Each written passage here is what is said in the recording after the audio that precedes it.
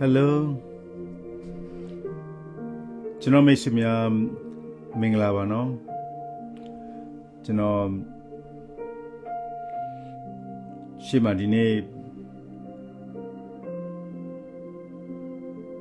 live တစ်ခုကျွန်တော်လွှင့်ထားပြီးသားဖြစ်ပါတယ်ဒီနေ့ဖို့ကျွန်တော်အတွက် second live ပါပထမကျွန်တော် live တစ်ခုလွှင့်နေတာကတော့ခုနလိုအင်္ဂုလိမာလာနဲ့ဆက်တဲ့အတွေ့အကြုံဆိုပြီးကျွန်တော်ပြောထားပါတယ်ရှေ့ပိုင်းမှာဒီအင်္ဂလိပ်မှာဇတ်တော်အကြောင်းကျွန်တော်ရှင်းပြထားတာဖြစ်တယ်ကျွန်တော်ပုံပြင်ပြထားတာပေါ့နော်အိုင်ဒီယာမှာထပ်ဆင့်အတွေ့အပေါင်းစည်းတာရဲ့အဓိကတော့ဘာလဲဆိုတော့အင်္ဂလိပ်မှာလာရဲ့လေဘက်မှာဆွဲထားမဲ့ဒီလက်ညှိုးတွေနဲ့ဒီစကားဆရဲ့စစ်ဗိုလ်ချုပ်တွေနဲ့တော်တော်တူနေတာရဲ့ပြီးတော့အင်္ဂလိပ်မှာလာဆရာတင်မှားခဲ့တယ်လို့မျိုးကျွန်တော်တို့သွင်းခံရတဲ့အားလုံးပေါ့နော်ဒီစစ်တက်ကတူကြီးပေါ့စစ်တက်ကတူကြီးကနေပြီးတော့တမိတ်နဲ့မိုင်းသွင်းပြီးရိုက်ထည့်လိုက်တယ်စစ်ပညာရဲ့သက်သက်ပေါ့ဗျာကျန်တာကမိုင်းသွင်းပြီးရိုက်ထည့်ထားတဲ့မိုင်းနဲ့ဝါရာမိုင်းနေပေါ့အဲ့ဒီမိုင်းတွေကအဆိုးရွားဆုံးဖြစ်တယ်ခုနလိုလက်စစ်ကြောင်ရအောင်လက်ညှိုးတစ်ထောင်ရအောင်ဖြတ်ဆိုတဲ့ပုံစံမျိုးလိုပါပဲဆိုတော့တော်တော်လေးကိုကျွန်တော်သွားကြည့်တာကျွန်တော်စဉ်းစားကြည့်လိုက်တာအင်္ဂုလိမာလာနဲ့တော်တော်တူပါလားလို့ဒီအမားယွန်းနေရိုက်သွင်းပြီးခံထားရတဲ့တက်ကြီးဖြစ်နေတာလေအဲ့ဒါ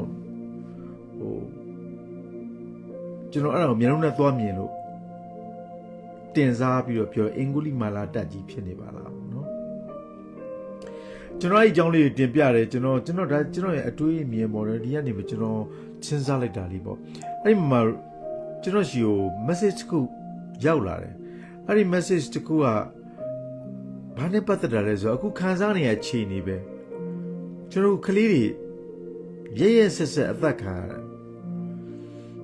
ရရဲဆက်ဘုံကျဲပြီးတော့တိုက်ခိုက်သက်ဖြတ်တယ်ဗျာနော်အဲ့တော့မခံစားနိုင်တော့ဘူးအဲ့ဒီမှာထပြီးတော့ပေါ်သေးတယ်ဘာပေါ်လာလဲဆိုတော့သူတို့ရဲ့အလိမ်ညာမှုရဲဆက်လိမ်တာဗျာနော်ပြောင်းလိမ်ပြောင်းစားကိုလှုပ်တာအဲ့ဒီပြောင်းလိမ်ပြောင်းစားလှုပ်တဲ့လူတွေကအခုသူတို့ရဲ့အဓိကထွက်ပေါက်ရီးကောက်ပွဲကိုမဖြစ်အောင်လုပ်ကြအောင်အဲ့ဒီကဝင်ပြီးတော့အရွေးခံမဲ့ပါတီရည်စရာရုံစရာကောင်းရည်စရာကောင်းတဲ့ပါတီတွေပေါ့နော်သူတို့ပါတီစုံအာဏာရှင်စနစ်ကိုဖွဲ့စည်းဖို့အတင်းကိုဇွတ်လုပ်နေတာကျွန်တော်တို့အဲ့ဒါကိုမဖြစ်တဲ့ဒီနေ့ဆန္ဒပြရမယ်ဖြစ်စီရမှာဖြစ်ပါတယ်အဲ့ဒီရေကောက်ပွဲမဖြစ်အောင်လုပ်ပြရမှာဟုတ်မှမဟုတ်တဲ့ရေကောက်ပွဲထားလိုက်ပါလေဆိုကျွန်တော်ထားလို့မရဘူးအဲ့လိုထားလိုက်လို့ကျွန်တော်တို့အားလုံးခံခဲ့ရတာကြီးပဲအခုလက်ဆက်လုံးမှာပဲမဖြစ်အောင်လုပ်မှာပဲအဲ့ဒီရွေးကောက်ပွဲကအန်တီမသူတို့ရဲ့ပန်းတယ်ဘာလို့ဆိုတော့အဲ့ဒီကနေသူတို့ကနေပြီးတော့မှသူတို့ကအစိုးရဖြစ်ပါတယ်ဆိုတဲ့ဟာကိုရအောင်ယူမှာလေအဲ့တော့နိုင်ငံတကာအသိမှတ်ပြုလာသူတို့ရအောင်ယူမှာဆိုတော့ကျွန်တော်တို့ကအဲ့ဒါကို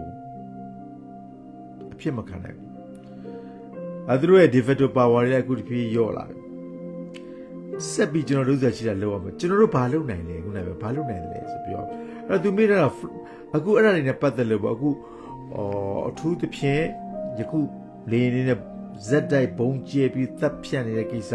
အခုဒီပြင်းနေတဲ့နိုင်ငံတကာကလည်းပို့ပြီးတော့ UN ကလည်းသူတို့စိတ်မကောင်းဖြစ်လာပြီသူငိုက်မျက်ရည်ကြငိုကြွေးတယ်တော့ဖြစ်ကုန်လားတော့မသိဘူးပေါ့နော်အဲ့ဒါဆိုတော့အမြဲတမ်းစိတ်မကောင်းဖြစ်ရကြပြီလေထက်လဲသူတို့စိတ်မကောင်းဖြစ်တယ်ပေါ့ဗျာနောက်လဲဘယ်တော့ဖြစ်အောင်မှလည်းမသိဘူးစိတ်မကောင်းရတော့သူတို့action လိုတာပေါ့ကျွန်တော် action ဖြစ်အောင်ကျွန်တော်တောင်းဆိုနေရမှာအဲကျွန်တော်ဘာလုပ်ရမလဲကျွန်တော်တောင်းဆိုနေရမှာအဲ့အခုဒီ Facebook မှာသုံးတဲ့လူတွေအခက်အခဲဖြစ်တယ်ဆိုတောင်းဆိုရတာကမြန်မာပြည်မှာရှိတဲ့လူတွေဆိုတော့အခက်အခဲဖြစ်လိမ့်မယ်ကိုကအာဏာရှင်လက်ထဲရောက်နေတာလေအဲ့တိုင်ဝန်းထဲမှာရှိနေရတဲ့လူကတော့ခက်ခဲတယ် Facebook ကနေပြီးတော့ account တွေအသုံးချတယ်ခက်ခဲတယ်ဒါပေမဲ့ကျွန်တော်တို့ဘာလုပ်ရမလဲဆိုတော့ speak out ဘယ်လိုလုပ်နိုင်မလဲတူတယောက်မိမိဒီသဲတပွင့်ဖြစ်တယ်သဲတပွင့်နဲ့ကျွန်တော်တို့ဂဲတစ်လုံးဖြစ်ဖို့အုပ်တစ်လုံးဖြစ်သွားဖို့ကျွန်တော်တို့တွေအားလုံးဘယ်လိုစုပေါင်းကြမိမိတယောက်တည်းလှုပ်ဆောင်ချက်ကနေပြီးတော့အဲ့ဒီလိုဒုတဲ့ကြီးမားမှုရရှိမယ်အဲ့ဒီကြလို့ရှင် UN United Nation တို့ဟိုက UN ပေါ့နော်အားလုံးတွေကကမ္ဘာကုလသမဂ္ဂအဲ့ဒါနဲ့တကယ်အခုကဒီစမရေးတိုင်းလင်းယုံကြီးပေါ့တကယ်လင်းယုံကြီးUSA သူတို့တွေကပုံမူပြီးတော့ဘယ်လောက်ထိထိရောက်ဘယ်လိုလုပ်နိုင်မလဲအဲ့မှာ no fly zone အဲ့ဒါပတ်သက်လို့ပြော no fly zone လိုချင်တယ်ကျွန်တော် no fly zone လုပ်ပေးလို့မရဘူးလားအဲ့ကျွန်တော်လေးလာစာကြည့်လိုက်တဲ့အကြောင်းနဲ့ပတ်သက်ပြီးပြောသူမိတာ no fly zone ကျွန်တော်တို့ no fly zone မရနိုင်ဘူးလားဒါလေးကိုဘယ်လိုတောင်းဆိုကြရင်ကောင်းမလဲခုနကကျွန်တော်ပြောတဲ့အချက်တစ်ချက်ကတော့ကျွန်တော်တို့ speak out လုပ်ပြမယ်အဲ့ဒီလိုချင်ပါတယ်ဆိုတာကျွန်တော်တို့ဖော်ပြနိုင်ရမယ်ဒါပထမဆုံးဒီဘက်ပိုင်းကိုပြောမယ်เนาะကျွန်တော်လေ့လာတဲ့ဟာမဟုတ်သေးပဲနဲ့ကျွန်တော်တို့ speak out ဘယ်လိုလုပ်ပေးနိုင်မလဲဘယ်မီဒီယာနဲ့ကျွန်တော်လုပ်ပေးနိုင်မလဲဟိုမှာမီဒီယာတွေအများကြီးကိုကျွန်တော်လေ့လာရမယ်ဟိုမှာ X Twitter account တွေဘယ်လိုဖွင့်လို့ရမလဲ Twitter account နဲ့ဆိုရင်ဒါနီးစပ်တယ်ဒါ Twitter account ဒီအမေရိကန်နီးစပ်တယ်အမေရိကန်နဲ့ကျွန်တော်အမေရိကန်နီးစပ်သူရှာပဲကူညီရမှာယူရိုကအကူညီရမှာဒါကြောင့်ကျွန်တော်တို့က X Twitter ပေါ့နော်အရင်က Twitter အဲ့ဒီ X account တွေဖွင့်ပြီးတော့အဲ့ X account ကနေပြီးကျွန်တော်တို့ speak out တင်နိုင်ရမယ်ဒါ post ရှိပါတယ်ပြီးတော့ through social ဆိုတာကကျွန်တော်ရဲ့ President Trump ဟိုတော့ဖွင့်ထားခဲ့တဲ့စပြီးဖွင့်ခဲ့တဲ့ media ပေါ့နော်Donald Trump media ပါပဲဆိုတော့ကျွန်တော်တို့ကအဲ့ဒီ media ထဲမှာကျွန်တော်တို့ account ဖွင့်ပြီးတော့အဲ့ဒီကနေပြီးတော့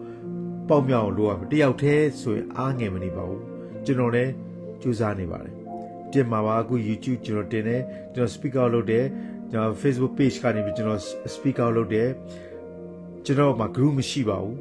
ကျွန်တော်တယောက်တည်းကြိုးစားရတဲ့အချိန်လေးရတော့ကျွန်တော် speak out လုပ်တယ်ကျွန်တော်English ဘာသာနဲ့လည်းကျွန်တော် speak out လုပ်ပေးတယ်မြန်မာလိုကတော့ကျွန်တော်ပြောတယ်ဒါပေမဲ့ English ကနဲ့ပြောနိုင်မှုဆိုရင်ကြိုက်တဲ့ဘာသာစကားပြောပါပြောပြီးတော့ဘာကိုတက်တဲ့ဘာသာစကားဘယ်လိုပဲဖြစ်ဖြစ်ကျွန်တော်တို့တောင်းဆိုမှုလေးကိုအကြမ်းမြင်ရေးပြီးအဲ့ဒါလေးကိုတောင်းဆိုလို့ရပါတယ်တင်လိုက်ပါကျွန်တော်တို့ဒါလေးလိုချင်ပါတယ် fly zone no fly zone ဖြစ်အောင်ဖန်တီးပေးဖို့တောင်းခံပါတယ်ဆိုတော့ကိုရှင်တွေကရှိတာလေးတောင်းခံကျွန်တော်တို့ဒီမှာအခုလိုကလေးတွေသိချင်နေတဲ့အကြောင်းလေးတွေကိုကဲတင်ပေးပါဘာညာဆိုကျွန်တော်တို့မြန်မာလိုပြောပြီးတင်လို့ရပါတယ်အဲ့ဒါကဘာလို့နိုင်မှာလဲဆိုလို့ကိစ္စအခုနောက်လို့ UN no fly zone မသတ်မှတ်သေးဘူးကျွန်တော်တို့သတ်မှတ်လာအောင်ဘယ်လိုလုပ်ပေးနိုင်မလဲကျွန်တော်တို့ no fly zone ပေးပါအဲ့ဒီတောင်းကြည့်ရမှာတဲတပွင့်နဲ့ gate လုံးအုတ်တလုံးကျွန်တော်ဖြစ်အောင်တောင်းဆိုသူတို့အတိမတ်ပြူလာဟုတ်ဒါလို့ရှိရင်ကျွန်တော်တို့ဘာဖြစ်လို့မတောင်းဘူးလားတောင်းတယ် no fly zone ကိုဖြစ်ချင်လို့တောင်းဆိုကြတယ်ဒါပေမဲ့ UN က no fly zone ဘာဖြစ်လို့မသတ်မှတ်တာလဲမပြီးနိုင်တာလဲအဲ UN no Security Council UNSC အဲ့ဒီမှာကခက်နေတာက veto အာဏာပဲ veto အာဏာကကြီးငါကြီးက veto အာဏာတယောက်ဖြတ်တာနဲ့အကုန်ပြတ်တယ်အဲ့တော့အဲ့လို no fly zone ကိုတောင်းပြီဆိုလို့ရှိရင်ကျွန်တော်ဖြတ်မဲ့2ယောက်ရှိနေတယ်ကြီးငါကြီးတဲ့မှာ2ကြီးရှိနေတယ် China နဲ့ Russia ပဲသူတို့ကစစ်ကောင်စီနဲ့ကဒီအကြမ်းဖက်စစ်ကောင်စီတွေကအရန်ရင်းနေတယ်အခုအခြေအနေဆိုရင်လည်းကြည်လေသူကတားတဲ့ဘက်ဖြစ်နေကိုခံယူတဲ့သဘောမျိုးသက်ရောက်သွားပြီကျွန်တော်သူခံယူလိုက်တော့ကိုမြန်မာပြည်နဲ့မြန်မာနိုင်ငံသားတွေကအကုန်လုံးသူတို့ရဲ့တားတဲ့ဘက်တွေလို့ဖြစ်ကုန်ပြီဘာလို့သူကလောလောဆယ်မှာဒီဖက်တိုအာရာအရှိဆုံးလူလေဒီကဘာလုံးအတိမပြူရှိတယ်ပြူတဲ့လူနဲ့သူလုပ်တာလေဆိုတော့ကျွန်တော်ကသူ့အောက်ရောက်သွားတာအလိုလေးနဲ့မြန်မာလူမျိုးတွေကရုရှားအောက်ရောက်သွားတယ်ချိုင်းနာအောက်ရောက်သွားတယ်အဲ့ဒါဆိုအဲ့ဒီချိုင်းနာနဲ့ရုရှားကလည်းဗီတိုအာဏာရှိနေတယ်တကယ်တောင်းတာနဲ့ UNSC မှာသူတို့ကဗီတိုနဲ့ ပယ်ချပြမှာနှစ်ယောက်ပယ်စံမလို့တစ်ယောက်ပယ်တာနဲ့ကိုကိစ္စပြတ်သွားပြီတစ်ယောက်ခေါင်းခိုင်ဘယ်ဆုံးဖြတ်ချက်မဆိုကိုပြက်ပြီးတော့အဲ့လိုရှိတာ哦တော့ no fly ဆိုတတ်မှတ်တယ်ဆိုရင်အဲ့ဒါဘာလဲဆိုယာယီအနေနဲ့စစ်ရေးရအရေးယူမှုတစ်ခုဖြစ်တယ်လို့အားလုံးတတ်မှတ်ကြစစ်ရေးရအရေးယူတာဆိုတော့စစ်ရေးရအရေးယူတယ်ဆိုတော့ဒီအကြမ်းမဲ့စစ်ကောင်စီကိုစစ်ရေးရအရေးယူပြီးဆိုရင်တော့အဲ့ဒီကောင်ဖြစ်လာမယ်အဲ့ဒီစစ်ရေးရ UN ကနေအရေးယူမယ်လို့ဆုံးဖြတ်မယ်ဗီဒီယိုယူရမယ်ဗီဒီယိုယူရမယ်ဖြတ်ပြမှာအဲ့နှစ်ယောက်အဲ့ပြဿနာ no fly ဆိုမရနိုင်တဲ့ပြဿနာအဲ့ပြဿနာအဲ့ no fly ဆိုယူဖို့ပေးဖို့ဆိုတော့ခုနကလို့သူတို့မဲခွဲဆုံးဖြတ်မှာအဲ့ဒီကဲ9မဲကခွဲပြီးဆုံးဖြတ်တာ3မဲ2မဲအဲ့ဒီလိုပြောရင်3မဲ2မဲနဲ့နိုင်မယ်ဗျာဥမာကဲ China နဲ့ဒါမဲခွဲဆုံးဖြတ်ရင်ပြောတာ China နဲ့ဟိုကနေပြီးတော့သူတို့ဟိုလုပ်လိုက်တယ်ဗျာဟိုရုရှားနေပြီးတော့မှတခါလေသူတို့ကမဲခွဲဆုံးမဲ့သူတို့နဲ့ဖွဲ့ပဲရှိတယ်ကျန်တဲ့အမေရိကရဲ့အမေရိကန်ရဲ့ဗြိတိန်ရဲ့ပြီးတော့ France ရဲ့ဒီက3မဲရတယ်ဒီဘက်2မဲနဲ့ဆိုရင်ဒါအမဲနဲ့ဆိုနိုင်မယ်ဒါပေမဲ့မဲနဲ့နိုင်ပေမဲ့လည်းအဲ့ဗီဒီယိုကပြက်တာလေတယောက်ပြက်အကုန်ပြက်နိုင်ပေမဲ့လည်းတယောက်ကဒါနောက်ဆုံးသူတို့ဆုံးပြချပြီးဆိုချင်မှာဗီဒီယိုနဲ့လက်မခံနိုင်ပါဘူးဆိုတာ ਨੇ ပြက်တယ်အဲ့ပြဿနာကတော်တော်ကြီးတယ်เนาะအဲ့ဗီဒီယိုပြဿနာကဒါသူတို့ပဲထွန်းထားခဲ့တဲ့ပြဿနာပဲဒါပေမဲ့ဟိုတော်တော်ကြီးနေပြီအဲ့ဒါကတယောက်ဖြစ်တယ်ပြက်တော့ကျွန်တော်တို့က no fly ဆိုဒီဆောက်လို့မရနိုင်တဲ့အကြောင်းရင်းတွေကတခုနောက်တစ်ခုကျ no fly ဆိုဒီဆောက်မှုဟာစီးရအရေးယူမှုဖြစ်တဲ့စီရေးရအရေးယူတယ်ဆိုလို့ရှိရင် no fly ဆိုဖန်တီးဖို့ဘာတွေလိုလဲဆိုတော့လေရက်တက်ဖွဲ့တွေထလိုတယ်သတင်းချက်လက်ပြီးတဲ့ကျွန်တော်တို့စက်ရန်နီယာတွေလိုတယ်ပြီးတော့ robot တွေမဟုတ်ပေါ့ကျွန်တော်တို့ရဲ့စက်ရန်နီယာတွေ robot တွေလိုတယ်တကယ်လို့မဲ့ no fly zone မှာမပြောဘဲနဲ့ဝင်လာရင်လည်းအဲ့ဒီဝင်လာတဲ့လေယာဉ်တွေကိုပြန်တိုက်ခိုက်ဖို့အတွက်တုံ့ပြန်တဲ့စနစ်တွေကျွန်တော်မှရှိဖို့လိုတယ်အဲ့ဒါတွေကပြင်ဆင်ပြီးချတယ်ဆိုရင်အဲ့ဒါကစစ်ရေးရအရေးယူဖြစ်သွားပြီးပြန်တိုက်ခိုက်ဖို့အတွက်လုပ်တယ်ဆိုအဲ့ဒါကချလို့မရဘူးအဲ့ပြဿနာတခုတည်းဒါကနောက်ပြဿနာတခုဒါကြောင့်ပြည်တွင်းရေးရာဖြစ်နေသတ်မှတ်ထားတဲ့ပြဿနာမှာအဲ့ဒီခင်းတဲ့ကို UN ကနေပြီးတော့ဟိုအဖွဲ့ဝင်ပြီးတော့အတင်းအကျပ်ပြည်တွင်းရေးမှာဝင်ရောက်ဆက်ဖက်တယ်ဆိုတာမျိုးလို့ဟိုအဲ့လိုလို့မရဘူးလို့ဖြစ်နေတယ်အဲ့စစ်ရေးရအရေးယူဖို့ကခုနဗီဒီယိုပဲပယ်ချထားတဲ့အတွက်ကြောင့်အဲ့ဒါလည်းအရေးယူမှုကြီးဖြစ်နေတော့မဖြစ်နိုင်ဘူးအဲ့ no fly ဆိုလို့ခုနပြောတယ်ဘာလို့လဲနောက်တစ်ခုကကျတော့နိုင်ငံတကာအဖွဲ့တွေကဝင်လို့မရတဲ့အကြောင်းရင်းကဒီ no fly ဆိုလို့ enforcement တကယ်ကိုဒီဟိုစစ်တပ်ကလည်းဝင်ပြီးတော့မှတခုခုနဲ့ထိမ့်သိမ်းမှုဝင်ရမယ်နေမြေတွင်းကဘယ်လို့မှဝင်ခံလို့မရဘူးလေဝင်ကိုလက်ခံမှာမဟုတ်ဘူးဘာလို့လဲလောဆိုရင်သူအာနာသိန်းတာသူတို့မှာအာနာရှိနေသူတို့ဖိတ်ခေါ်ရင်တမျိုးသူတို့ဥမာကျွန်တော်တို့ကဗျာကျွန်တော်တို့အတော်လိုင်းတက်ဖွဲ့တွေကခါရဲဟိုအကြောင်းမျိုးနဲ့ကျွန်တော်တို့မှာအင်အားပြည့်တဲ့လက်နဲ့တွေရတယ်ပြီးတော့ကျွန်တော်တို့ကလေရင်နဲ့ရှိတယ်ရဟိုင်းနဲ့ရှိတယ်ဟာတခါရဲအဲ့ဒါတွေနဲ့ကျွန်တော်တို့ကအုပ်စုလိုက်ကြီးဝင်ပြန်တမ်းမယ်ဆိုရင်တော့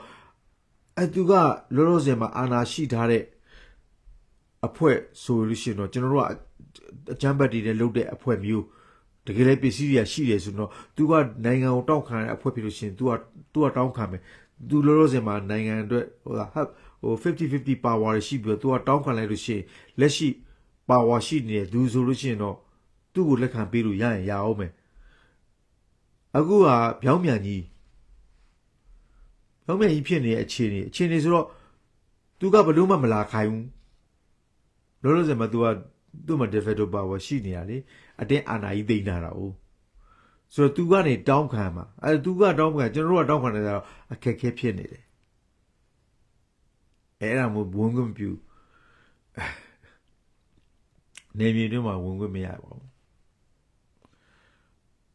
အဲ့ဒါဘာဖြစ်လို့ဆိုတော့အချုပ်ချာအာဏာကိုကျူးကျော်စော်ကားရဲဆိုပုံစံမျိုးလို့ဖြစ်ရမှာအတင်းဝင်ရောက်လို့ရှိရင်အဲ့ဒါနဲ့ဆိုတော့အဲ့ဒါက UN Charter တွေနဲ့တွားပြီးတော့ညှိနေတော့အဲ့ဒါကလည်းလုံးလို့မရတဲ့အကြောင်းရင်းတွေမှာပါတယ်ဒါတွေနဲ့ဟိုဗီတိုကသူတို့ကညင်းပါလေဒါတွေကြောင့်မပြေးနိုင်ဘူးဆိုတော့သူလက်မခံနိုင်ဘူးဆိုတော့တနိုင်ငံညင်းလိုက်တာနဲ့အကုန်ပြည့်အဲ့တော့ပြီးတော့လေအခု UN မှာဖြစ်နေတာ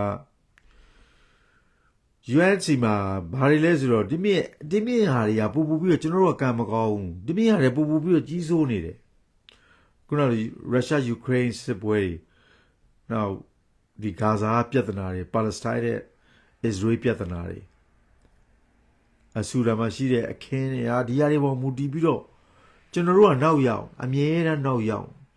ကျွန်တော်တို့ကခုနလိုကံမကောင်းတာကိုပြောရမှာပေါ့နော်အဲ့လိုပဲပြောရမှာဒါဆိုရင်ခုန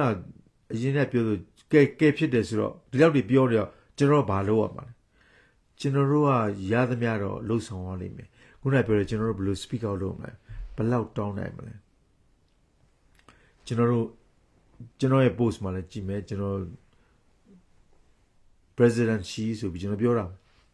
Mr. Putin ဆိုပဲမလုပ်ပါနဲ့ကျွန်တော်နိုင်ငံကိုထောက်ပံ့ဒီကျမ်းဘက်စစ်ကောင်စီကိုထောက်ပံ့တာတွေရပ်ပါဆိုကျွန်တော်လည်း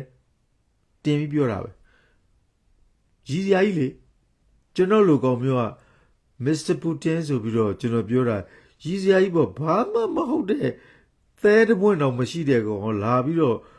ဒီမီဒီယာမှာလာတင်ပြီးတော့ပြောနေတယ်အဲ့ကောင်အယူလို့ပဲပြောမှာကျွန်တော်ပြောရင်ပြောပါစေကျွန်တော်လုပ်စရာရှိတာကိုကျွန်တော်ချစ်တဲ့နိုင်ငံအတွက်ကိုယ့်ရဲ့မွေးရနိုင်ငံအတွက်ကျွန်တော်ဘယ်ရောက်မြန်မာပဲလေကျွန်တော်မြန်မာပြည်မွေးထားတာလေဒါကြောင့်ကျွန်တော်နိုင်ငံရဲ့ကောင်းမှုအတွက်ကျွန်တော်နိုင်ငံပြည်သူတွေကောင်းမှုအတွက်ကျွန်တော်လုပ်ရမှာပဲကျွန်တော်တဲတဲ့ပွင့်ကျွန်တော်စူးစမ်းမယ်အောင်မြင်တာမအောင်မြင်တာရေမသိဘူးကျွန်တော်တဲတဲ့ပွင့်ကျွန်တော်လူတွေအကုန်လုံးလုပ်ရင်တယောက်ပြီးတယောက်လုပ်တယ်တောင်းဆိုတယ်ဒီတိုင်းအပြင်မှာပြောနေရမှာမဟုတ်ဘူးလက်တွေ့ကြကျွန်တော်တို့ကမီဒီယာတက်ပြီးတောင်းဆိုတာအခု Facebook ကတက်မယ် YouTube ကတက်မယ်ခုန Instagram ကတက်မယ်Instagram တက်မယ်ပြီးတော့ X ကတက်မယ် True Social တက်မယ်နောက်က random ဘာခုရှိတယ် sorry နော်ကျွန်တော်မင်းလို့ကြားဖက်နောက်မှပြောပြအဲ့မီဒီယာတက်မယ်ကျွန်တော် post တင်မယ်လေအဲ့ကျွန်တော်လူမျိုးကျွန်တော်တင်တယ်လို့ပုံစံမျိုးပေါ့ငါကိုတည်းကလုပ်ပြီးသားပါပဲခါရာဆိုနဲ့ခါရာကျွန်တော် share ပေးတယ်ခိုင်ရာအကောင်းတယ်မင်းသားလေးအတူဆောင်သူလုပ်ပေးနေတာတော်တယ်အဲ့လိုမျိုးကျွန်တော်တို့သူတို့လုပ်နေပြီပဲလို့မရဘူးကျွန်တော်အားလုံးပေါ့အောင်ပါသူတို့လုပ်နေလုပ်ဆရာမလိုဘူးလို့မစင်စားနဲ့တခွန်းမဲ့ဖြစ်စေပို့စီတကြောင်းမဲ့ဖြစ်စေကျွန်တော်ယူအောင်တောင်းဆိုနေတဲ့တကြောင်းမဲ့ဖြစ်စေကျွန်တော်တို့ဒီ no fly ဆိုလုပ်ပေးပါကျွန်တော်တို့ကလေးတွေတည်နေပါပြီပြည်သူတွေအပြစ်မဲ့ပြည်သူတွေတည်ဆုံးနေရအသက်တွေပေးနေရဘယ်လောက်ထိကျွန်တော်တို့အသက်တွေပေးနေရမလဲကျွန်တော်တို့မကယ်တင်တော့ဘူးလားအဲ့ဒါမျိုးကျမတို့မကယ်တင်တော့ဘူးလားမိဘတွေအကုန်လုံးငိုကြွေးနေရပါပြီမျက်ရည်တွေမချောက်ယောက်ျားတွေဟာတကယ်ယောက်ျားအစစ်မှန်ကြီးတွေကငိုကြွေးနေကြရပါတယ်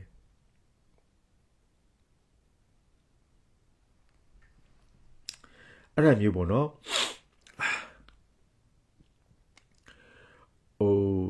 ကျွန်တော်တို့အားလုံးလောက်ကြလို့ရှင်သူကကျွန်တော်တယောက်ကနေပြီးတော့မှကျွန်တော်တို့တယောက်အခုမိတ်ဆွေလူတယောက်က2ယောက်ပြီးရင်10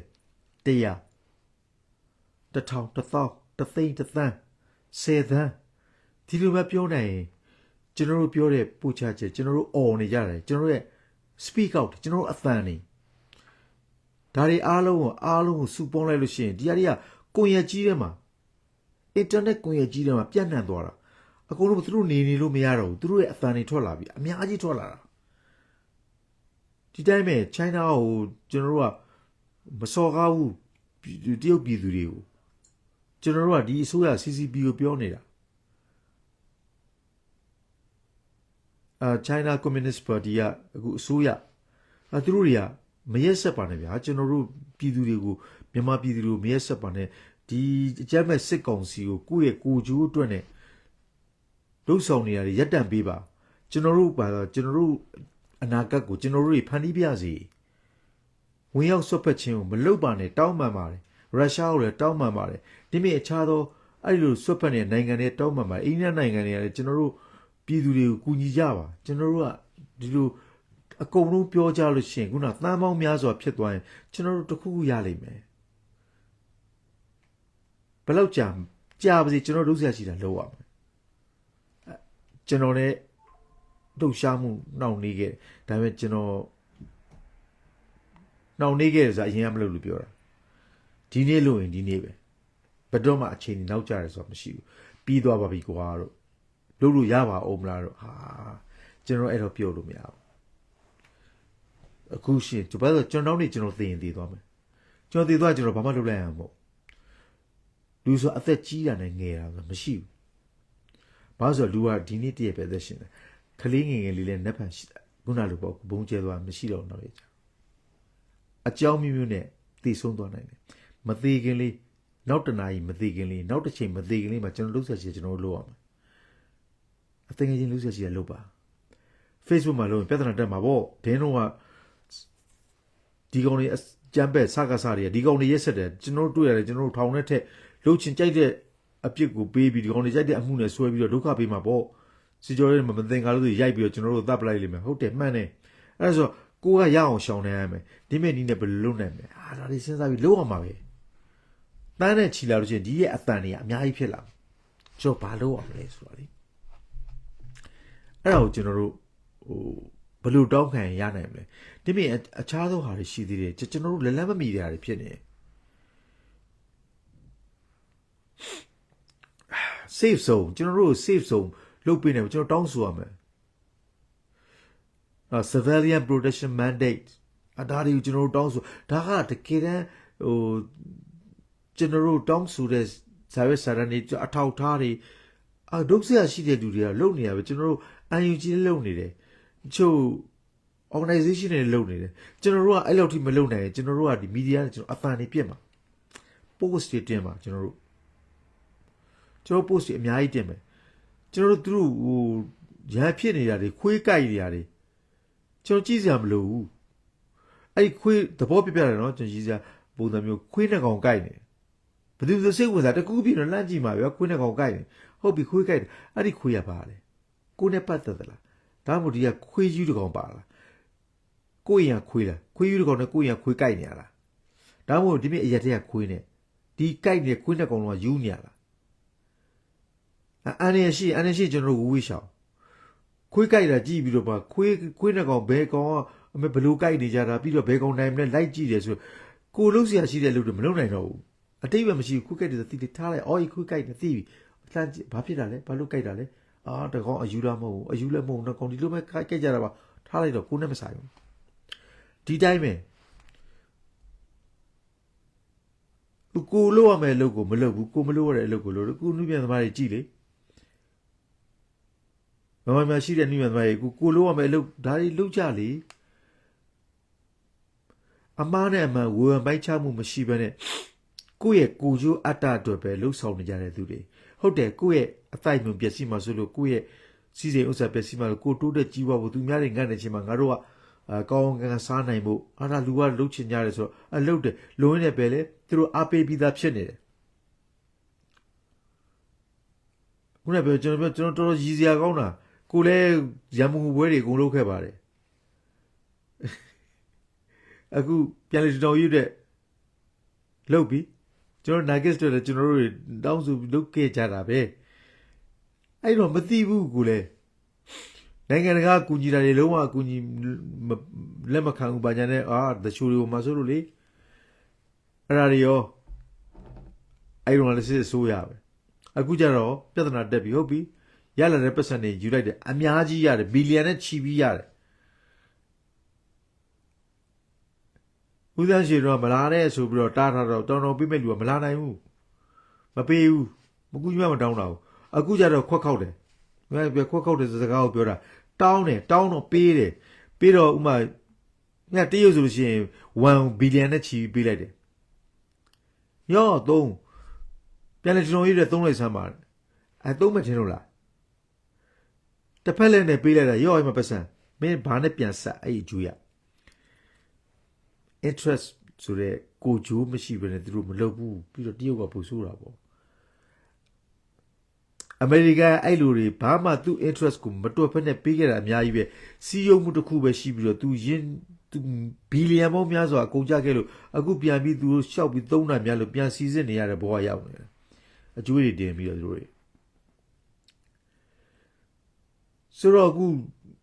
သူတို့တွေအခုလှုပ်ဆောင်ကြတယ်ရည်စရာကောင်းလိုက်တာဟိုမှာရထားတာဘီလီယံနဲ့သူတို့အခုဝိုင်းကဘာရမှာသူတို့ကလှုပ်ချင်တာ propaganda တိုင်းပြည်ကပြည်သူတွေကတော့ထောက်ခံပြီးတော့မှဒီပြည်သူချင်းကိုကူညီနေကြတယ်ခင်ဗျားတို့ကူညီတာဝမ်းသာဖို့ကောင်းတာပေါ့တကယ်လို့မှသူတို့ထက်မှရလာတဲ့ပတ်စံတွေကဘာလို့လဲလူသားဖို့တော့ရသွားသလိုပဲလေရင်စီတွေဝယ်မယ်လက်နဲ့တွေထပ်ပြီးတော့တတ်ဆင်မယ်လေရင်မြန်တွေဝယ်မယ်တိုက်လေရင်တွေဝယ်ပြီးတော့ပို့ပြီးတော့တိုက်လေရင်တွေဝယ်ပြီးတော့ပြည်သူတွေကိုဒုက္ခပေးမယ်အဲ့ဒီပတ်စံတွေကလေရင်စီဝယ်ဖို့ပတ်စံတွေသူကရောင်းတဲ့လူတွေရောင်းတာပဲရောင်းမှာပဲဘာလို့ဆိုသူတို့ကိုကြိုးတဲ့မင်းနဲ့မဆိုင်ဘူးပြည်သူမငဲ့ညာဘူးအာနာရှင်နဲ့ပတ်သက်တဲ့လူကသူတို့ပြည်သူတွေကိုသူတို့ဘယ်တော့မှမငဲ့ညာမငဲ့ညာခဲ့အဲ့အာနာရှင်တွေအရင်ကြောက်စရာကောင်းတယ်အခု genocide ethnic cleansing genocide ဘယ်သူလုပ်နေရလဲတကဘာလုံးကသိတယ်အကြမ်းဖက်စစ်ကောင်စီလုပ်နေအကြမ်းဖက်စစ်ကောင်စီသူတို့ကလည်းဒီဘက်ကိုအကြမ်းဖက်တပုံနေလို့ပြောတယ်အဲ့သူတို့ပဲပြောတာအကြမ်းဖက်လို့တပုံတို့ပြောတာအဲ့စစ်ကောင်စီဘက်ကအကြမ်းဖက်စစ်ကောင်စီကပြောတာရှိတယ်နိုင်ငံတကာလက်ခံပြီးသားအကြမ်းဖက်လို့ဘာလို့ပြောဆိုတော့တည်ငြိမ်နေတဲ့ပြည်သူကိုအာဏာသိမ်းလိုက်တာပြည်သူတွေတင်မြှောက်ထားတဲ့အဖွဲ့ကိုလိုက်လံဖမ်းဆီးပြီးအာဏာသိမ်းလိုက်တာအဲ့ဒီအချိန်မှာတိုင်းပြည်ကတည်ငြိမ်နေတယ်အဲ့ဒါကြောင့်ဒါဒီတည်ငြိမ်တဲ့တွားနေတဲ့စနစ်တစ်ခုကိုဖျက်ဆီးပစ်တဲ့လူတွေတိပြီးသားဝင်ရောက်ဆွတ်ဖက်လို့မရလို့သာသူတို့ခက်နေတာဒါကြောင့်ရသမျှတော့ကက်တာပဲလှုပ်ဆောင်ပြီးတာပဲကျွန်တော်တို့ဘာလုပ်နိုင်မလဲကျွန်တော်တို့လုပ်နေတာဤကဲ့သို့ post ထဲမှာကျွန်တော်တွေက speak out လုပ်ပေးနိုင်မယ်ပြောမယ်ဆန္ဒပြတယ်ကျွန်တော်တို့ဘယ်လောက်ဆန္ဒပြနိုင်မလဲဒီတိုင်းပဲကျွန်တော် post မှာတင်အောင်ပါဒီမဟုတ်တဲ့ရွေးကောက်ပွဲကိုလိန်ပြီးလူလိန်တွေကရွေးကောက်ပွဲလုပ်မယ်ဟုတ်မဟုတ်တာလက်ခံလို့မရဘူးကျွန်တော်တို့88မှာကျွန်တော်ဆိုလို့ရှိရင်အသက်20ကျော်ပဲရှိသေးတယ်88အဲ့ကျွန်တော်ရဲ့နောင်တွေအသက်အရန်ကြီးကုန်ပြီတချို့မရှိကြတော့ဘူးကျွန်တော်တို့လူမျိုးတော့နောက်နေသေးမလားမသိတော့အချိန်ကြီးရောက်နေပြီကျွန်တော်တို့ဖြတ်တန်းခဲ့ကြာသွားပြီအဲ့တော့အဲ့လူတွေတွေးပြီးတော့အသက်ကြီးတော့မလုံနိုင်တော့ဘူးသူတို့လူငယ်တွေလို့ရမယ်အလှည့်ရောက်သွားပြီငါတို့ကလုတ်ခဲ့တာပါပဲကွာဆိုပြီးငါတို့ကအလိန်ခံခဲ့ရတယ်မျိုးစုံအလိန်ခံခဲ့ရတယ်ပြီးတော့သူတို့ရဲ့ဖိနှိပ်မှုကပြန်ရောက်သွားတယ်အခုလူငယ်တွေအားပေးရမယ်ကျွန်တော်တက်နိုင်တော့ကျွန်တော်အားပေးနိုင်လို့ကျွန်တော်အားပေးနေခုနလိုဟိုကျွန်တော်လုပ်နိုင်တော့လုပ်တယ်ကျွန်တော်လိုပဲလုပ်စီခြင်းတယ်နိုင်ငံသားရောက်တဲ့လူကပို့ပြီးလွတ်လပ်တယ်အခုအမေရိကမှာရှိတဲ့လူတွေဒီတိုင်းပဲ speak up ပြောပြပါမဟုတ်တာတွေမပြောပါနဲ့အတိတ်ပဲမရှိတဲ့အကြောင်းအရာတွေလုပ်เสียမလို့တကယ်တမ်းတော်လိုင်းအတွက်ကြာနေပြီလေးနှစ်ဘယ်လောက်ကြာအောင်လဲမသိဘူးဒါဆိုမနေ့ကပြီးနိုင်အောင်ကျွန်တော်တို့အင်အားနဲ့လုပ်ရမယ်ညီညွတ်ရမယ်တယောက်တည်းကတစ်ဖွဲ့ပဲကျွန်တော်တယောက်တည်းတစ်ဖွဲ့ one man army တယောက်တည်းစူးစမ်းတယ်ကျွန်တော်လုပ်မယ်ဒါပေမဲ့တစ်ခါကျရင်လွတ်သွားမယ်ကျွန်တော်ပင်ပန်းတယ်ကျွန်တော်ဆူရှီလေးရ 24/7 ဒီလိုစကားလေးတွေပြောနိုင်မှုတော့ကျွန်တော်မှအစီအစဉ်မရေးဆွဲနိုင်ဘူးပြောကျင်စရာတွေများလိုက်တာဘယ်ကြောင့်ပြောဝေဝါးပြီးထွက်နေတယ်အခုလည်းပြောဟိုရောက်ဒီရောက်ကျွန်တော်ဖမ်းလို့မရဘူးပြီးတော့ဘာပြောရင်ကောင်းမလဲပဲစဉ်းစားရတဲ့ကိုဘာပြောအမှန်းကိုမသိတော့များတယ်ဒါကြောင့်ကျွန်တော်စကားလေးလည်းဟိုရောက်ဒီရောက်ဖြစ်နေ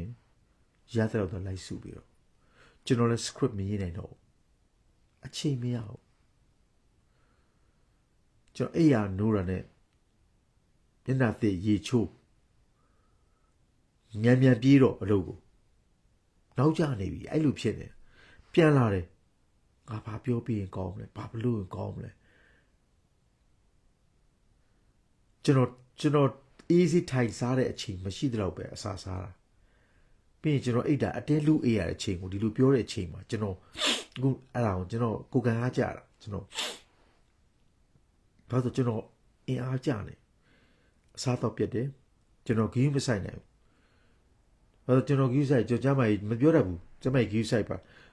ကျွန်တော်တို့တက်တဲ့လောက်ဂီးဆိုင်တာပဲတင်လဲတည်သွားလိမ့်မယ်လေနောက်ပါနဲ့တည်ရင်တည်မတည်ခင်တော့ကျွန်တော်ရသမျှတော့ကြိုးစားကြည့်တာပေါ့နော်ပါပဲဒါဒီလိုပြောနေလို့ကျွန်တော်ကအသနာခံတင်ပြနေတာတခုမှမပေါ့ကျွန်တော်ကိုသနာစရာတခုမှမရှိဘူးပြစ်ထားလိုက်ကျွန်တော်လည်းသိမှာပဲနောက်ပါသိရင်လည်းသိလိမ့်မယ်ဟောတန်းနိုင်ဆုံးကိုလို့ဆိုနေရှိရင်ကျွန်တော်တို့ဆောင်ပေးမယ်ဘာလို့ရမှာလဲဘာလို့ရမှာကျွန်တော်တို့អော်နေလို့မရဘူးအဲ့ဒီလိုတော့ရတယ်ပြီးတော့အခုဒါမဲ့ရွေးကောက်ပွဲဒီတိုင်းပဲမဲမပေးနဲ့ပေါ့အရင်ဆုံးပြောမှာမဲပေးဖို့အစီအစဉ်ကိုမရှိလို့မရသူတို့ကလည်းအစီအစဉ်ရှိမရှိအင်ရလာကောက်ပြီးတော့အတင်းထုံးစံတိုင်းနေလုံးမှာပဲမဲကိုမပေးရမဲယုံကိုမသွားဒါပဲနံပါတ်1မဲယုံကိုမသွားအဲ့ဒီမှာကျွန်တော်တခုကြည့်တဲ့ YouTube မှာreaction လုပ်တဲ့ကျွန်တော်ကြည့်နေတဲ့ညီငယ်လေးတွေရပဲသူတို့ပြန်နေတာရှမ်းကကြားပြူပါတီကနော်ရှမ်းနဲ့တိုင်းရင်းသားများပါတီလားမသိဘူးရှမ်းနဲ့တိုင်းရင်းသားများပါတီအဲ့ဒီပါတီရဲ့အကြီးအကဲကပြောထားတာမဲကတော့လူတစ်သိန်းရှိလေလူတစ်ထောင်လာပြည့်လေပြီးတာပဲနောက်ဆုံးတယောက်လာလဲအထမြောက်တာပဲတဲ့တော်တော်အံ့ဩသွားတယ်အထမမြောက်ဘူးအဲ့ဒါကိုအထမြောက်တယ်လို့ပြောတယ်ဆိုအဲ့ဒီမှာတန်းပေါ်တာသူတို့အဲ့ဒီလိုလိန်တော့မဆိုသိတယ်ဘယ်သူမှမလာပဲတယောက်လာတာနဲ့ကောအောင်မြင်တယ်တဲ့အဲ့ဒါရှမ်းကပါတီကပြောတာဒါဒီဘက်ကမဟုတ်သေးဘူးစကားစားဘက်ကပြောတာမဟုတ်သေးဘူးရှမ်းကပြောတာကြားဖို့ပြောတာမဟုတ်သေးဘူးခင်ဗျာတော်ဆိုးပါတယ်လူတစ်သိန်းရှိတဲ့နေမြေမှာတယောက်လာမဲထဲလဲဒါအထမြောက်အောင်မြင်တာပဲတဲ့အဲ့ဒီအတိုင်းရိုက်ပြီးရှာကြည့်ပါနော် Google တဲ့ရှာကြည့်လိုက်စမ်းပါလူတစ်သိန်းရှိတယ်လူတစ်ယောက်လာပြီးလူတစ်ယောက်ထဲပဲလာပြီးမဲပေးတယ်ဒီရွက်ကောက်ပွဲအောင်မြင်ပါသလားလို့ရှာကြည့်လိုက်ပါအဲ့ဒီလိုစိတ်ဓာတ်ရှိတဲ့သူတွေကပါတီနဲ့သူတို့ရွက်ကောက်ပွဲလုပ်မှာနော်ပါတီစုံအာဏာရှင်စနစ်ပဲဖြစ်မယ်အဲ့ဒါပဲလုပ်တယ်ပြောင်းနေပြောင်းစားလုပ်ပြီးတော့ဘယ်သူမှလက်မခံဘူးလေလက်ခံမဲ့နိုင်ငံအကြီးဆုံးတဲ့နိုင်ငံရှိတယ်အတိပြီးသားခုနကပြောခဲ့တဲ့နိုင်ငံအဲ့ဒီမှာခုနကပြောခဲ့တဲ့ရင်ပင်ကြီးမှာတက်ခဲ့တဲ့အုပ်စုတွေရှိတယ်သူတို့ရအားလုံး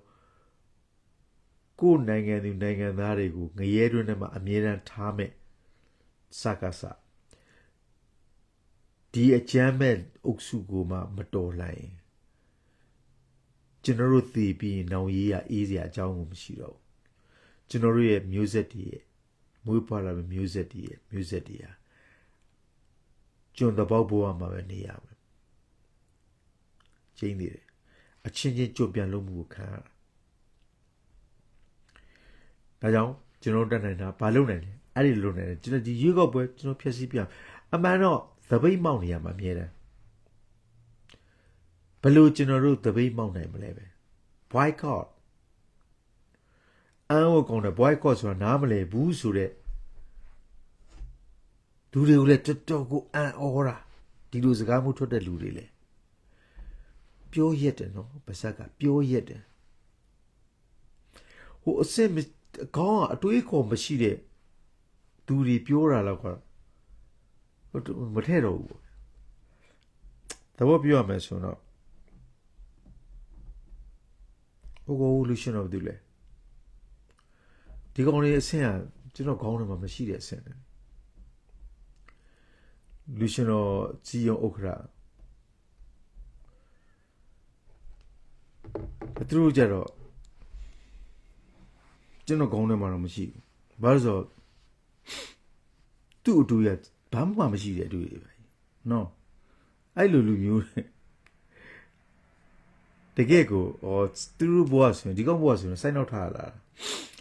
စိုင်းပညာစိုင်းအဖွဲ့တွေဆိုတာအများသောအားဖြင့်မြန်မာယူရရင်ချင်းမှုကိုနှစ်သက်လက်ခံအားပေးကြတဲ့နယ်တွေအညာဒေသကြီးလက်ဒေသတွေမှာဖျားပွဲတွေရှိတယ်အလှပွဲတွေရှိတယ်အဲ့ဒီလိုနေရာမျိုးတွေဆိုတော့ကျွန်တော်တို့တကယ်ပြောရင်မြန်မာပြည်ရဲ့အခြေခံလူသားတွေအများကြီးနဲ့ဖွဲ့ထားတဲ့မြို့နယ်ကြီးရွာတွေအဲ့ဒီကတတိတွေကအဲ့ဒီကနေပြီးတော့ချမ်းသာလာတဲ့လူတွေလုပ်တဲ့ပွဲတွေပေါ့ဒီမှာလို့ရဆိုအားပေးတဲ့လူတွေအားလုံးကြည့်လိုက်ရင်အခြေခံလူသားတွေကြီးပဲအဲ့သူတို့တွေအားပေးမှုနဲ့တခါတည်းတိုးတက်လာကြတာပါသူတို့အောင်မြင်လာကြတာပြီးတော့မှသူ့ရဲ့ကိုကြိုးတက်ပဲကြည့်တယ်သူ့ရဲ့ညံ့ပြင်းတဲ့အတွေးခေါ်လောက်နေပဲစဉ်းစားနေတယ်ဆိုတော့ပြောစရာအကြောင်းမရှိဘူးโอเคကျွန်တော်ဘာလုပ်နိုင်မလဲကျွန်တော်ပြောတယ်လို့ね boycott ပဲတရုတ်ကိုမကျင်တတ်ဘူးဒါဆိုလို့ကျွန်တော်တရုတ်ပစ္စည်းမသုံးနဲ့စားကစားမကျင်ဘူးစကားစားမကျင်ဘူးစားကစားနဲ့ပတ်သက်တဲ့စီးပွားရေးလုပ်ငန်းတွေမှာကိုမပါဝင်နဲ့သူတို့ပစ္စည်းတွေကိုမသုံးနဲ့ဒါဆိုဘယ်လိုသုံးရမလဲကျွန်တော်မပြောတတ်ဘူးအဲ့ဒါကိုကြိုးစားမှာကိုလို့အဲ့လောက်တော့ကြိုးစားဟာဒါလည်းဒီလိုခင်ဗျားတို့တစ်ကနေဒါဆိုဘယ်လိုပြောရမှာလဲအေးရထားရင်ဘာလို့မျက်နှာသိရမယ်အဲ့ဒါတွေလိုက်သိရမှာလားမရဘူးလေဘယ်လိုလုပ်ကိုယ့်ကိုစဉ်းစားဆုံးဖြတ်ပြီးငါဘယ်လို boycott လုပ်မယ်ငါတို့မိသားစုဘယ်လို boycott လုပ်မယ်ဘယ်လိုတောင့်ခံမယ်ဘယ်လိုစဉ်းစားမယ်ဘယ်လိုဆုံးဖြတ်မယ်အဲ့ဒါလို့ဆိုအောင်ပါပဲငါတို့ကလို့သူများတွေမလုပ်ဘူးလားမတတ်နိုင်ဘူး one man army ပဲကိုတစ်ဖွဲ့ကိုတယောက်ကိုတစ်ဖွဲ့ကိုပတ်ဝန်းကျင်တစ်ဖွဲ့ဒီတစ်ဖွဲ့လောက်ရမှာပဲတတိလက်ထားရမှာပဲမဟုတ်ဘူးလားကျွန်တော်တို့ကပြောတော့မင်းတို့တွေကကွာမြေပြင်မှာလည်းမရှိဘဲနဲ့အပြင်မှာပဲရှိကြအဲ့ဒါကြောင့်ကျွန်တော်တို့ကအပြင်ကနေပြီးတော့တတ်နိုင်တယ်လို့လေဒါဆိုကျွန်တော်တို့ကဒီမှာရှိတဲ့လူတွေလာမပြောနဲ့မပြောဘဲနေတယ်ဆိုမလုပ်ဘဲနေမကဲဖြစ်ဟောမအောင်မြင်သေးဘူးလားအော်အီလီအောင်မြင်တော့လောဝမ်းသာလိုက်တာပေါ့ဆိုထားရမှာလားအဲ့လိုထားရမှာလားဒါဆိုဘာမှဝင်ပြောရတော့လားကိုလုံနေလို့တနိုင်တယ်ပါအဲ့ဒီမှာဘသူတွေကိုကျွန်တော်တို့ကနှိပ်ကုန်တယ်တကယ်ကြိုးစားတဲ့လူချင်းကိုဘသူကတော့ဟာဘယ်လိုလုပ်လို့မင်းတို့အောင်မြင်ဒီရဟာရမ်းဖြစ်နေရမှာလားလက်ညှိုးထိုးပြီးကြိုးစားတဲ့သူချင်းကိုထိခိုက်ပုတ်ခတ်ဆေးရီတိုင်းတော့စော်ကားရမှာလားကျွန်တော်တို့ရဲ့ target ကဘာမှလဲဒါပဲကျွန်တော်တို့သိရဘာလို့ရမလဲအဲ့ target မှန်ကိုသိရမယ်အမှန်တရားကိုလက်ခံပြီးကိုတိုက်ရမယ် target အမှန်ကိုသိရမယ်သူတို့ပဲတိုက်ရမယ်ကိုချင်းမှာအမှားယွင်းနေရှိမယ်တိုက်စရာမလိုဘူးအဲ့ဒီလောက်မှစီးယုံနိုင်တဲ့စွမ်းစီးလုံးနိုင်တဲ့နှလုံးသားမရှိဘယ်လိုအင်အားကြီးဖြစ်မှာလဲဒါကဘာလို့နိုင်လဲဆိုတာကိုပြောပြကျွန်တော်ရနိုင်မှာလို့ကြားမယ်ကျွန်တော်ပြောချင်တာ speak out ကြိုးစားကြည့်ပါ10ရောက်100 1000 1000 1000 1000 10သန်းကျွန်တော်တို့အဲ့လိုလူမျိုးတွေရဲ့အသံတွေထွက်လာတယ်ကဘာကြီးရိုင်းနေလို့မရပါဘူးဟုတ်ကဲ့ကျွန်တော်ပြောရည်ဟိုရောက်ဒီရောက်ဖြစ်နေတယ်ဆိုလဲခွင့်လွှတ်ပါကျွန်တော်မှာ script ကောင်းမရေးနိုင်ပါဘူးရေးပြီးတော့တည်တည်ချာချာ detail ကျွန်တော် topic တွေတစ်ခုပြီးတစ်ခုပြောချင်ပါတယ်ဒါပေမဲ့ကျွန်တော်မှာရှာဖွေထားတဲ့ဟာကျွန်တော်စာလက်ဖတ်ရပါတယ်စာဖတ်တယ်ဆိုကျွန်တော် internet ကပဲကျွန်တော်ကြည့်ရတာပါဆိုရှာဖွေပြီးကျွန်တော်ပြောပါတယ်ကျွန်တော်ဆရာကြီးမဟုတ်ပါဘူးကျွန်တော်ဘာမှမသိဘူးမေးမြန်းတတ်မယ်ကျွန်တော်ရှာဖွေတတ်မယ်ရှာဖွေတဲ့ဟာကိုပတ်မလိုက်တဲ့အမှန်တရားတွေဖြစ်နိုင်မဲ့သတင်း source တွေစာပေတွေကျွန်တော်ပြန်ပြီးတော့ကျွန်တော်သိတယ်လို့ပြောမှာကျွန်တော်မြင်တာကိုပြန်ပြောတာကျွန်တော်တတ်နေတာမဟုတ်ဘူးเนาะကျွန်တော်ဘာမှမတတ်ဘူးဒါပေမဲ့ကျွန်တော်ရှာဖွေတတ်တယ်ပြီးရင်အဲ့ဒါကိုမျှဝေဖို့လုပ်တယ်ဒါပဲတော့ဘာလို့မှမသိရလူတွေဒီလူလေးလုတ်ပါလားကျွန်တော်ကအကြံပေးတာ မလုပ်ချင်ဘူးမလုပ်ပါနဲ့ဒါကိုကြီးကိုယ်တာကိစ္စဖြစ်တယ်နော်ပြီးတော့လေကျွန်တော်တို့ဥမာတင်လိုက်တော့ဟာမကောင်းပြောကြတယ်ကျွန်တော်ဆိုအခု blogger vlog ဟို vlogger ဆိုရဲဟိုဟာလို့မဟုတ်ဘူးကျွန်တော် blogger blog ပြတာနော်အခုတော့ကျွန်တော်hider လို့ပြောရမှာ hider ကျွန်တော် YouTube မှာကျွန်တော် hider Facebook page မှာကျွန်တော် blogger တိတ်ချင်နေကောင်းကျွန်တော်တို့တိတ်စိတ်မကျင်တဲ့ comment မြင်မယ်လာပြီးနှောက်ရက်တယ်လို့ခံစားရမယ်အဲ့ဒါဆိုရင်ကျွန်တော်မမြင်ချင်ဘူးစစ်ထုတ်လိုက်တယ်ကျွန်တော် block လိုက်သွားရှုပ်တယ်ကြည်နေတာကျွန်တော်လိုက်ကြည့်ပါတယ်အခုဟိုကျွန်တော်မိတ်ဆွေရေးတယ်ဟိုဟာလေးကျွန်တော်တွေ့ပါကျွန်တော်လိုက်ကြည့်ပါတယ်လိုက်ကြည့်ပြီးတော့ကျွန်တော် blog သာရှိရင်တော့အဲ့ blog သာရှိတယ်ကျွန်တော် blog လိုက်တခါလေမှားပြီး blog လိုက်ပြီလဲမတတ်နိုင်တော့ကျွန်တော်ဘာလို့သူ့ရဲ့အရေးသားသည်ကျွန်တော်ကြိုက်တဲ့ပုံစံမျိုးရှိမနေကျွန်တော် blog လိုက်အဲ့တော့ YouTube မှာဆိုလို့ရှိရင်ကျွန်တော် YouTube ဝမ်းမအမိပါပဲအဲ့ဒီမှာလဲကျွန်တော်ကြည့်တယ်တိတ်အဆင်ပြေဦးတင်ကျွန်တော် highlight တယ်ပြီးရောသူလည်းကို channel မမြင်ရတော့easy သွားတာကျွန်တော်လည်းသူ့မမြင်ချင်ဘူးလေအဲ့တော့ကျွန်တော်တို့အရေးပါတဲ့